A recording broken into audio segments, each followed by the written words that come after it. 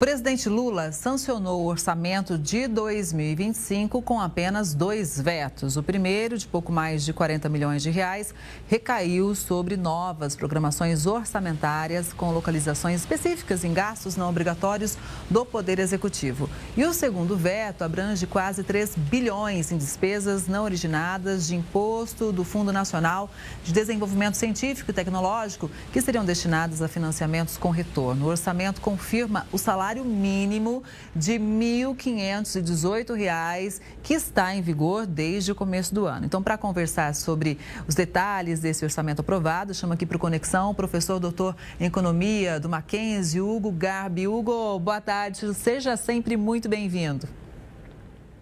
Olá, Kelly, boa tarde, boa sexta-feira a todos. Prazer estar aqui com vocês novamente. Prazer o nosso também. Bom, o pessoal de casa deve pensar, nossa, mas o orçamento do ano, a gente está em abril, né? Só agora o presidente sancionou. Vamos lembrar que o Congresso aprovou só em 20 de março, né? E aí o presidente tem um prazo de 15 dias para sancionar ou vetar. É isso, não é?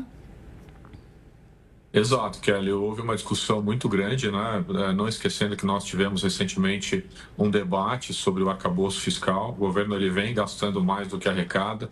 A gente tem um problema fiscal no Brasil, né? Ou seja, a gente precisa adequar as nossas despesas às receitas com impostos.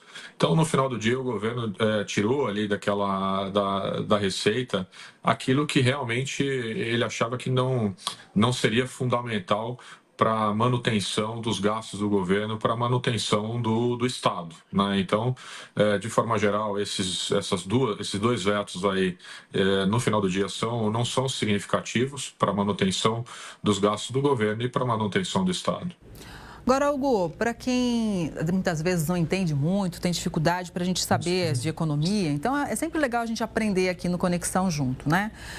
De que forma esse atraso na aprovação do orçamento prejudica o andamento de pautas sensíveis e importantes para todo mundo, né? Porque, afinal de contas, estamos em abril.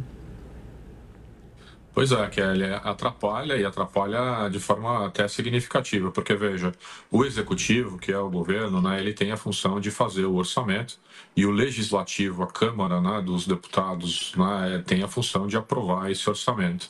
Nós tivemos essa discussão no arcabouço fiscal que se estendeu ao longo do primeiro trimestre de 2025, pensando que uma parte desse orçamento, se não está aprovado, o governo não pode executar. Então, você trava alguns investimentos importantes para 2025, como investimentos, por exemplo, em infraestrutura, investimentos importantes para o crescimento e para o desenvolvimento do país, que ainda estão em processo de aprovação para os gastos de 2025, que já está correndo, a gente já está no segundo trimestre do ano, né?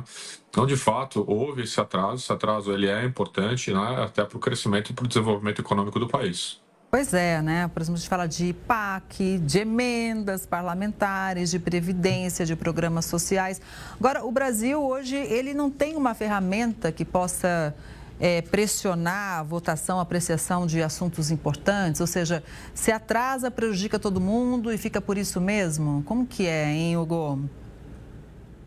Pois é, a gente tem as ferramentas políticas, né, de oposição, que em termos democráticos é muito importante. A oposição tem de demonstrar isso nos meios tradicionais, nas mídias, e vem tendo uma discussão importante sobre esse atraso na aprovação do orçamento. Outra ferramenta e fonte importante, né, nessa discussão é a própria população, é o povo pressionando os seus deputados, pressionando o próprio presidente, o executivo, né, já que ele está ali por meio de um voto popular. Essa pressão por parte do povo, né, da população, ela é legítima e a população ela tem esse direito de analisar e de pressionar, sim, o executivo, né, que está no comando desse orçamento, e o legislativo que está no comando da aprovação, para que nós não tenhamos atraso no orçamento, que afinal é o dinheiro nosso, o dinheiro da população. Não adianta só votar, gente, tem que votar consciente e depois acompanhar o trabalho, né?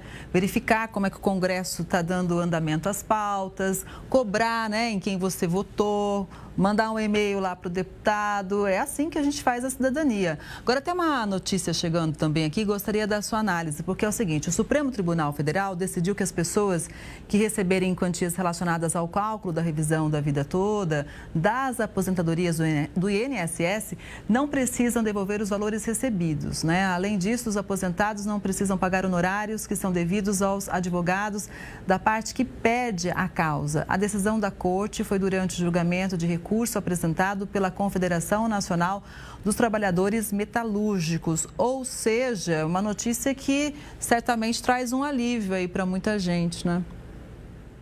Pois é, Kelly, uma parte dos aposentados, dos pensionistas, imagina que ao longo do tempo, né, esses pensionistas eles vão tendo alguma correção monetária, né, na sua pensão, nos seus proventos ali mensais, né?